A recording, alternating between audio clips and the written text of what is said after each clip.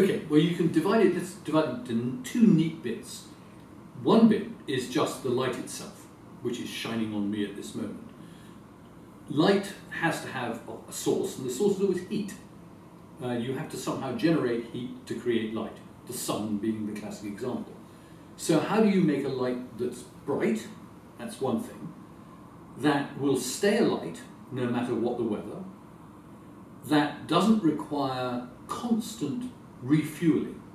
So all the way you're looking for brightness, for economy, and for durability, the three things that you need in a light source. And all of our early light sources failed on every single count. They weren't very bright because it was just a fire. You light a fire on a hillside and it's dark. Maybe you'll see it at about 4 or 5 kilometers. Much beyond that, it gets fainter and fainter and fainter, unless you make a really, really, really big fire. But then, of course, the bigger your fire, the more the fuel, because you're burning wood or coal or whatever it might be. And if you have a really, really big fire, you've got to have a huge pile of fuel and poor people rushing backwards and forwards, loading more fuel on all the time. Then, of course, there's the weather. If it's really, really windy, then unless you've got a massive fire, the light's going to get blown out. And of course, if it rains, then the light will get put out anyway, because the rain is just like a big bucket of water that's pouring on the flames. So all the early lights had this difficulty that they weren't terribly visible. They were very labor intensive, they were very fuel intensive, and they were vulnerable to bad weather. Often when you need a light most is in bad weather, not good weather. Good weather you can usually see stuff. When it's raining and cloudy and nasty, you can't, and that's when you need a light. So the struggle was on, and effectively nobody can solve that for really the best part of 2,000 years. From the first, actually nearly 3,000 years, from the first light we've got a record of, 1,300 BCE, so that's 2,300 years before the present, 3,300 years before the present. From then until about 1,500, maybe even 1,600, lights were exactly the same. After that, people started to look at alternative light sources. One of the first ones was to find an oil light or candles. But then, of course, you're facing a much smaller light, so you need more and more and more of them. Because candles were important and were such an important source of light, for many, many years before the International Standards Institute came up, the measurement of the intensity of a light was in candle power. A really powerful light was 1,000,000 candles. A strong light was 10,000 candles. So anyway, you have candles, and then you've got to shield them because they blow out very easily. The thing about a candle is because it uses wax, whether it's beeswax or paraffin wax, it uses wax, and wax melts slowly and feeds the flame through a wick. So a candle is actually, it's solving one of your problems. It's solving a fuel problem. But as we all know from our birthdays, candles blow out very easily. So you need some way of protecting the candle from the wind. So people start to use glass to make glass chimneys. So now you've got lots of candles, you've got lots of glass chimneys, and you've got to devise a way of trying to make the candles, all of these candles together, shine out. Now you said candles aren't very strong. I'm an old soldier and sailor, and one of the things you're taught when you're a soldier very early on, particularly if you're a smoker, I'm not, but many soldiers are, is that if you strike a match to light a cigarette on a dark night that's clear, that match can be seen 3 kilometers away, one match. So light is very powerful. You don't need a huge amount of light to be visible, let's say, 10 kilometers. So 30 candles suddenly make a source of light. But there is this problem that you have to keep replenishing the candles. You're back to the problem of big piles of wood, big piles of coal. Somehow you've got to keep all of this burning. And it's never tremendously strong. Unless you have so many candles, you can't put them all in one place. I mean, think about the difficulty when you get my age and somebody has a birthday cake. How do you get 70 candles onto a birthday cake? Well, it's the same problem with lighthouses. How do you get 200 candles into a lantern? it's almost impossible. So then people are starting to look at our second topic, which is not the source of the light, but how we make it visible, the optics. How do we magnify it? This isn't even an issue until really the end of the 17th, the beginning of the 18th century, when people go down two routes which eventually come together in the 19th century. The first and the easiest route, because it's technically simple, is to make a reflector, like a mirror, because you can make that out of shiny metal. And metal is easy to make, it's tough. And people started thinking about how can you make the light reflect, so you get the light and its reflection. So you get two lights for one. And you put a reflector behind it, so the reflector is pointing where you want the light to shine, out to sea, and you get double the amount of light. And if you shape the reflector, curve it around a parabola, you can focus the light as well. So now you've got two benefits. You're doubling the amount of light, and you're focusing it so that it's brighter. It shines over a nice tight area. But reflectors can only basically reflect once. In order to reflect twice, you have to block this reflector, and then you've got how do you get the light out, which is too difficult. So the next effort is to start thinking about magnifying the light.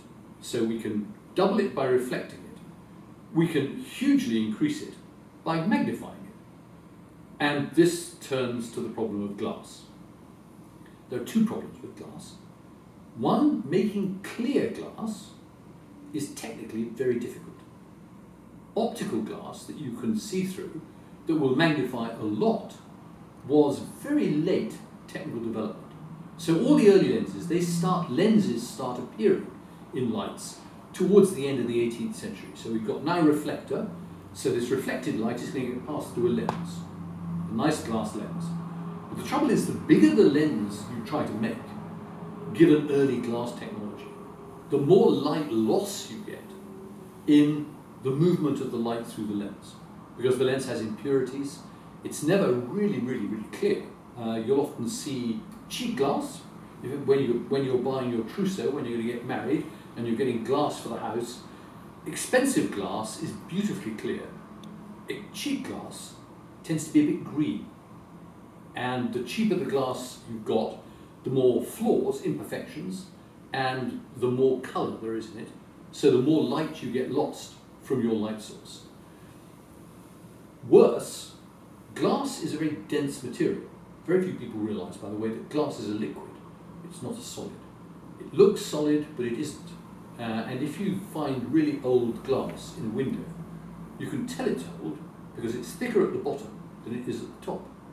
And glass windows that were put in Europe in the 16th century are about 2 millimetres, 3 millimetres thicker at the bottom than they are at the top, because they flowed down the window in the 500 years since.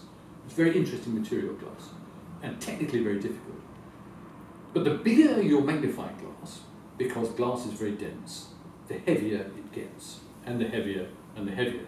You can imagine a big magnifying glass that can magnify, let's say, 20 times, is going to be about this thick, and it's going to be about that tall, and it's going to weigh a huge amount.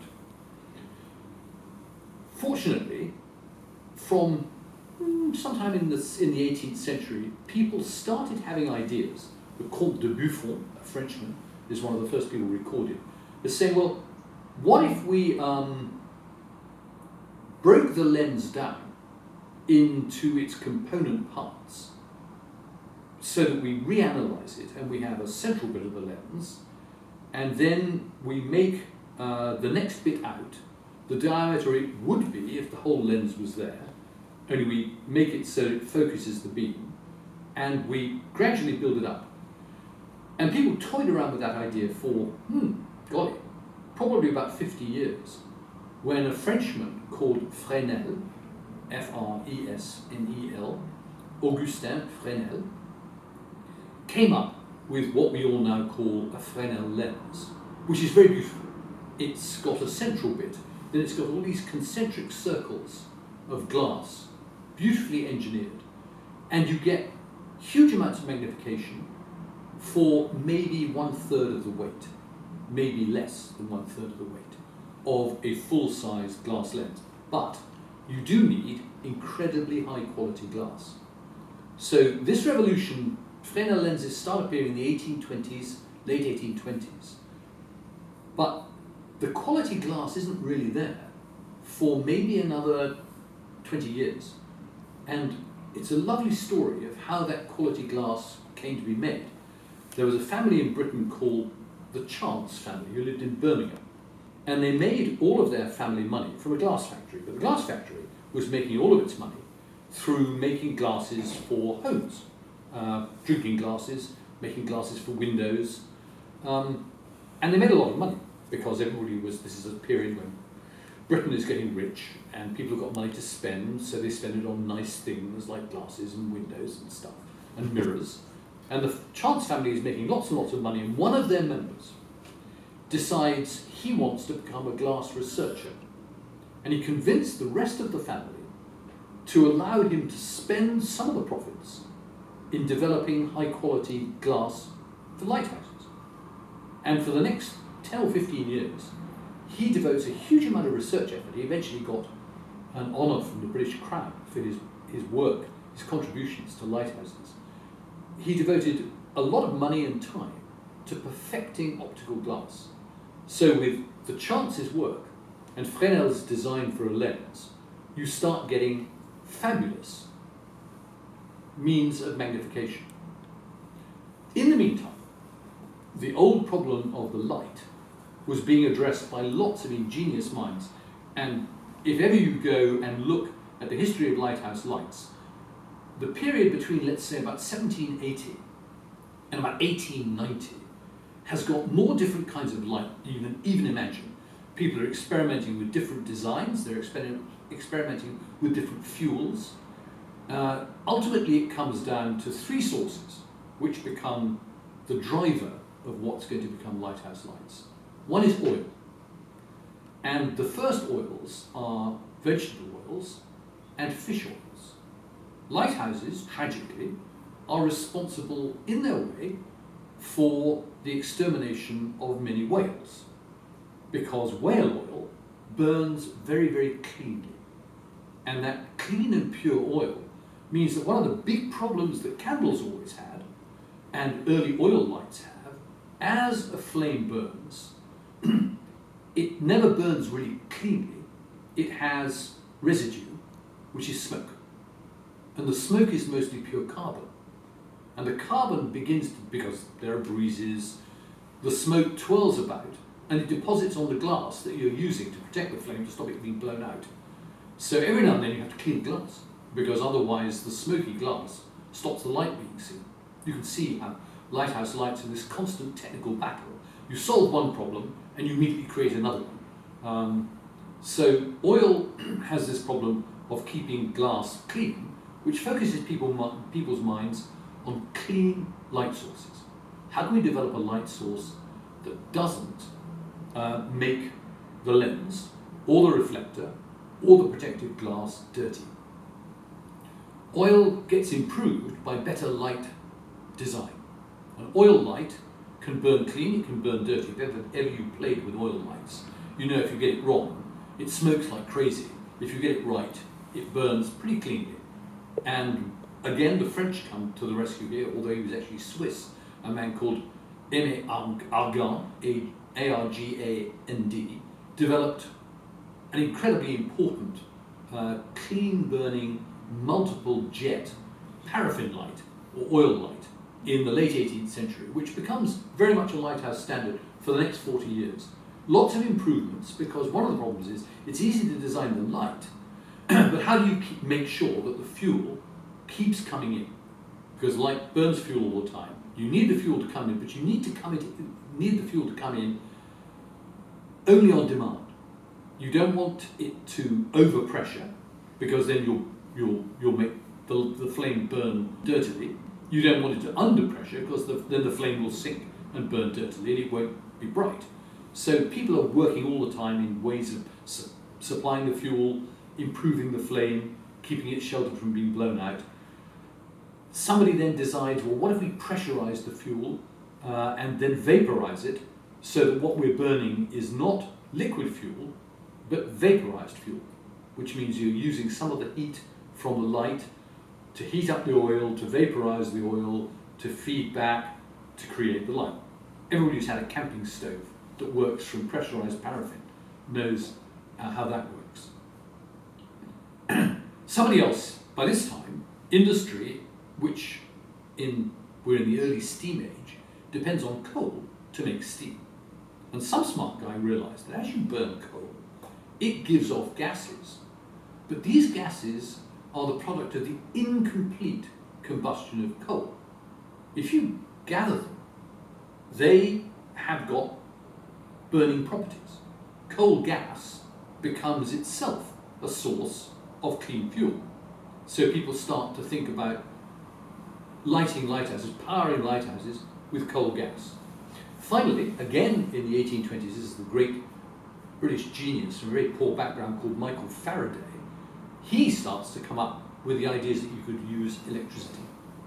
So for the balance of the 19th century, for 60 years, from the 1830s through until the end of the 19th century, you've got three fuel sources vying to become the fuel source for lighthouses. Paraffin oil, oils of one sort or another, gases of one sort or another, or electricity. And none of them win, interestingly.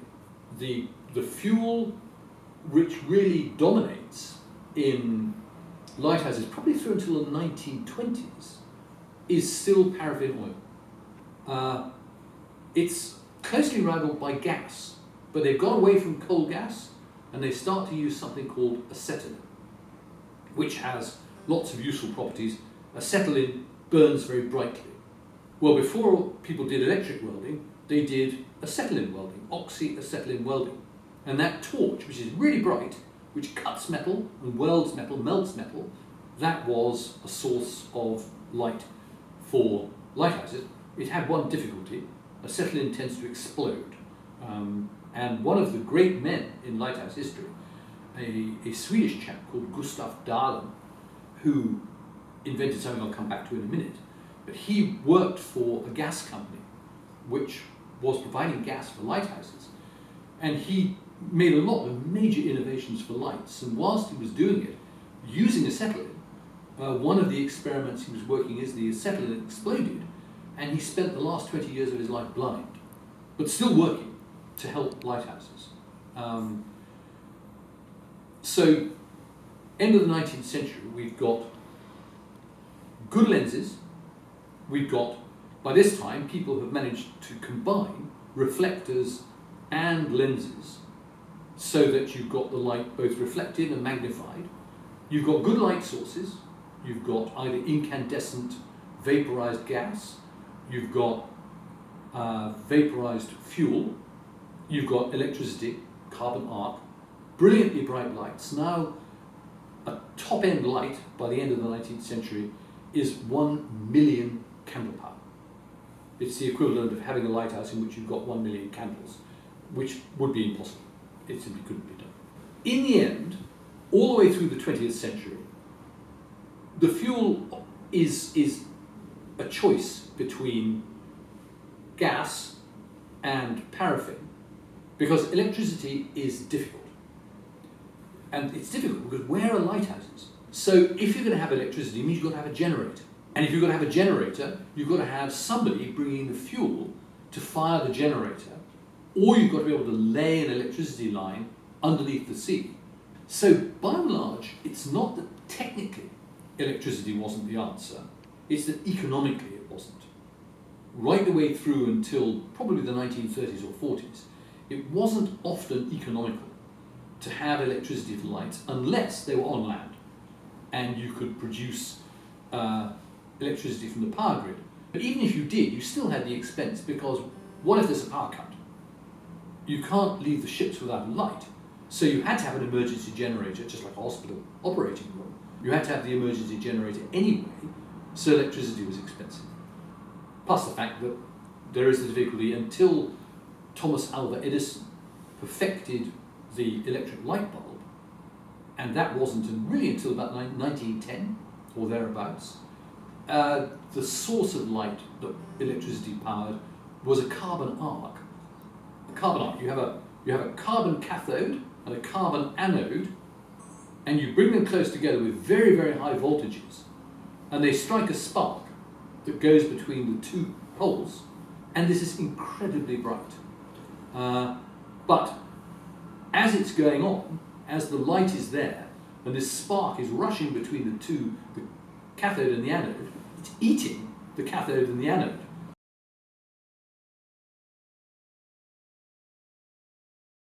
Ultimately, there are two motivations.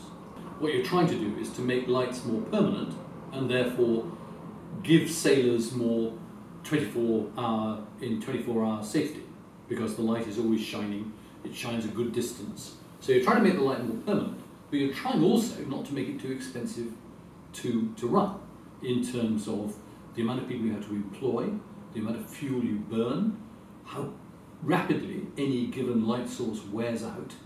So there's a constant technical battle between your fuel sources, the means that you burn that fuel to create a light, and the way in which you maintain that light to make sure it provides the safety to mariners, which is the whole point of what you're doing. And the whole 19th century battle is a battle to juggle those three elements around to come out with the best solution, given rapid technical advance. All the time, as somebody comes up with a solution of one part, somebody is working in another part, which is going to affect whether the first solution is going to work. And as I said earlier, this is down to three basic fuels. There's oil as a source, vegetable or animal or mineral oils. And in the end, by the end of the 19th century, mineral oil, paraffin, a fraction of petroleum, becomes the fuel of choice. And that goes back to the first discovery of commercially marketable oil and its marketing as a fuel source in the middle 19th century. And by that time, vegetable oil and animal oil, which is much harder to make pure and to use and much more expensive, is going out of fashion. So fortunately, petroleum comes to the rescue, and the fraction of petroleum called kerosene in American, paraffin in English, has become the fuel of choice. Meanwhile, gas has come in, first with coal gas, because it's a byproduct of the fuel you use to create steam, and steam engines are what the first, or most of the 19th century is about steam engines. Part of the economics, if you remember, I said there's the cost of fuel. So you're trying to economize on the amount of fuel you use. There's the cost of the light. So you're trying to make your light economical by making it fuel efficient. But there's the third element in the costs of a lighthouse, excluding the capital cost of building it in the first place, the people who run it. Now, if you look at the history of any business in the world, it always breaks down into two forms of capital that you invest in. What's called physical capital, plant, as it's sometimes called, and human capital.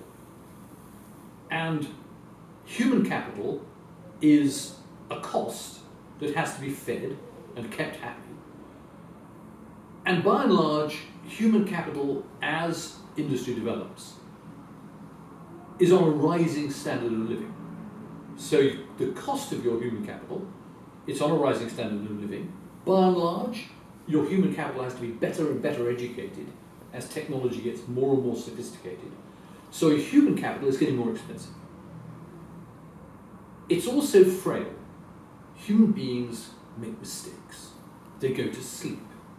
They have very inconvenient habits where it comes to wanting to provide something reliably 24 hours in 24 hours, 365 days a year. Human beings are not the ultimately best source for this. So there is a bit of a pressure on human beings to get rid of them, replace them with reliable technology. really from the last half of the 19th century through until really nearly the end of the 20th century, maybe the 1960s, human beings weren't replaceable, not because of the light, but because lighthouses served other purposes on shipping as it was going past. And they, as it was called, spoke to shipping. They made signals to ships.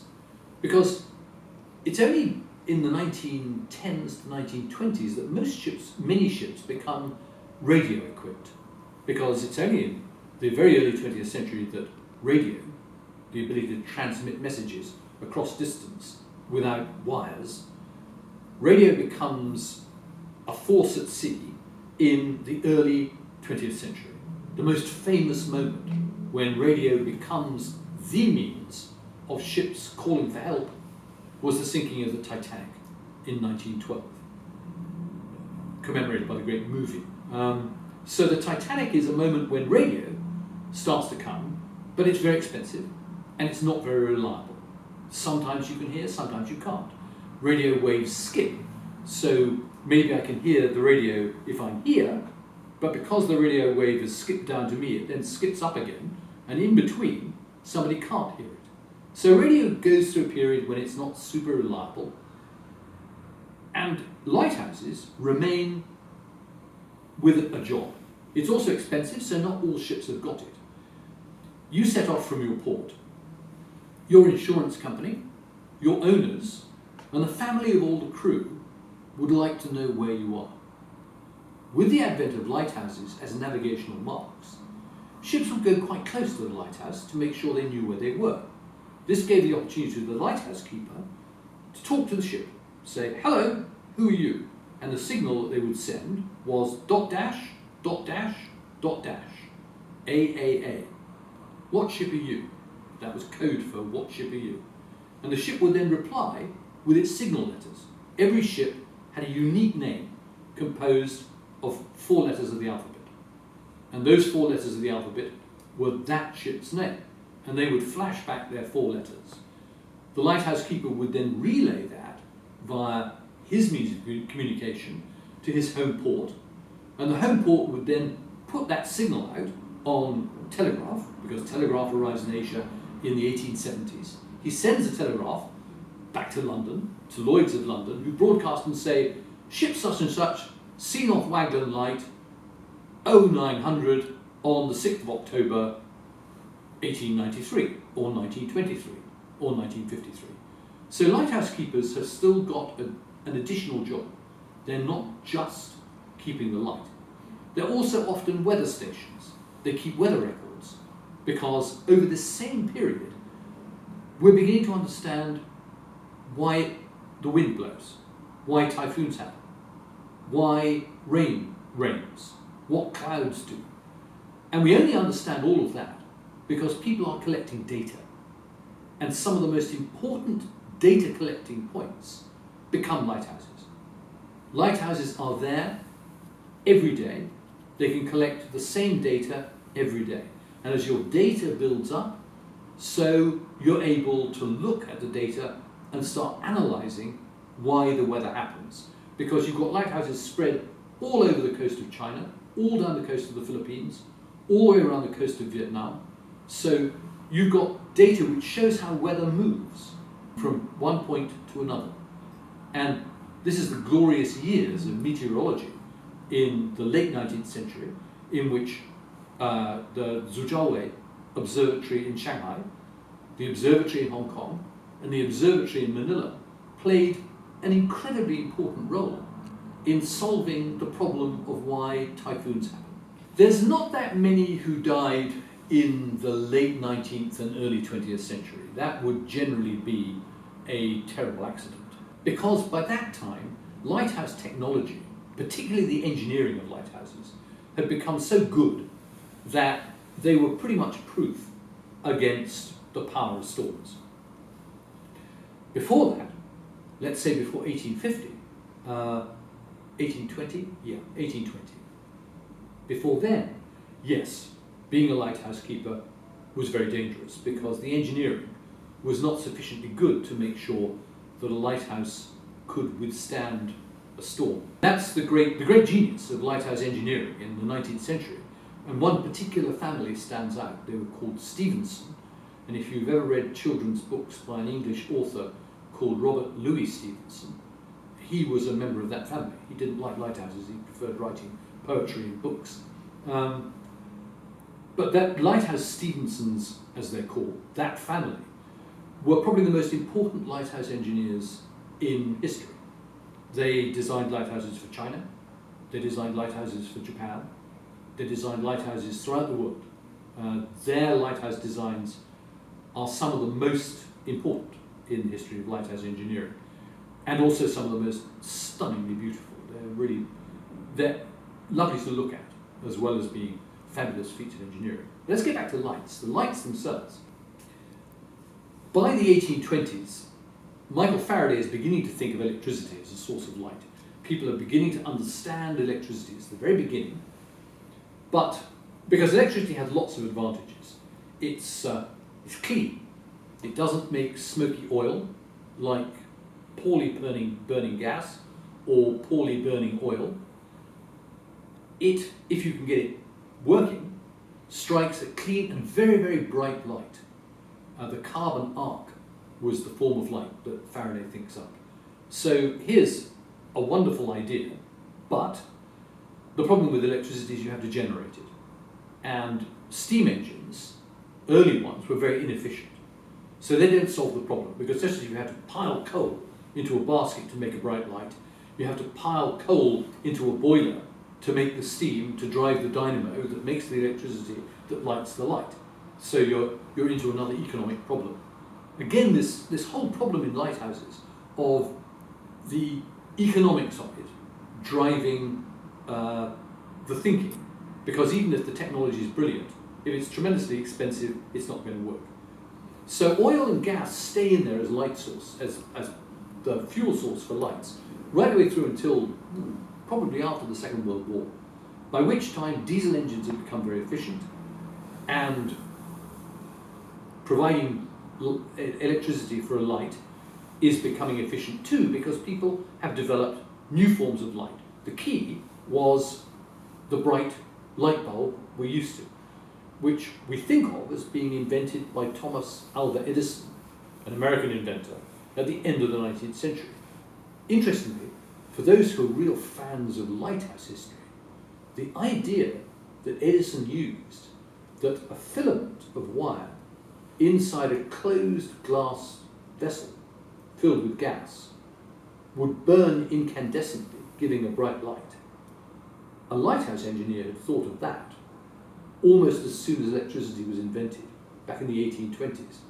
But they couldn't make a reliable version of it, so nobody took it up, and it had to wait for Thomas Edison. But as soon as he came up with this brightly burning filament bulb, you've got a light, and they think up automatic changes, that as soon as this bulb burns out, a little cell detects it, and it switches, and a new bulb is put in place. So you've now got electricity driving, and then it just comes down to a little technical war. How can you make a nice, bright, permanently reliable electrical light which is fuel efficient? And it's resulted today in modern LED lights, which are very, very fuel efficient, and in small lights are driven exclusively by solar panels. In beacons these days, all the beacons are driven by solar panels, and you've got an LED providing the light. Lighthouses still, they normally use car headlights, which are pretty fuel efficient, otherwise cars wouldn't have them. Let's go back though, because I talked about 2424. And the thing about a lighthouse is that it's needed only when it's dark. So in order to maximize your fuel economy, what you want is a light that comes on, boing, as soon as it's dark, and goes off as soon as it's light. You can do that with a human lighthouse keeper. But what if the lighthouse keeper oversleeps? Or if the lighthouse keeper is trying to talk to a ship at the moment when he ought to be switching on the light? So all the time there was an attempt, a wish, to try to make lights automatic. Gustav Dalén, the great Swedish guy who got blinded experimenting with gas-driven lights. He's the first guy who came up with an automatic valve that worked by sunlight. Sunlight caused a valve to open, releasing gas to fire the light, and when the sunlight went down, the valve closed and the light shut off. And he's produced this automatic sun valve, as it's called, as early as about 1904, 105. And there is an example in Hong Kong. If you go out to Ong Soon Chow, Stonecutters Island, where the Marine Department have their headquarters, their dockyard, and the Hong Kong Hydrographic Office has its offices. At the bottom of the staircase, there's a light with a Darlan sun valve still attached to it, which came off a buoy, which was still working in Hong Kong, using its Darlan sun valve as late, I think, as the 1960s. So this was a very durable solution. It was a gas buoy too, because you could go out to a buoy and load a big cylinder full of gas and just leave it, and the sun valve would switch it on, switch it off, and then every now and then you'd come out and replenish the gas. Same in lighthouses. They likewise started to automate. As radio got more efficient, so at the same time, the job of the lighthouse keeper started to reduce. With the advent of satellite radio, which meant that you're no longer just relying on old-fashioned radio waves with their propensity to skip, the lighthouse keeper's job was under threat. Because at the same time, as I said, human beings, their standard of living goes up. Some jobs are desirable and some jobs are not. And spending maybe 3 months at a time sat on a rock in the middle of nowhere, looking at the sea every day, is not a job that most people would want to do if perhaps they could be ashore with their family and friends. So both social pressure on the one hand, economic pressure on another hand, and technical pressure on the third effectively got rid of lighthouse keepers. And we ended up with lighthouses which were automatic, very bright, and very fuel efficient.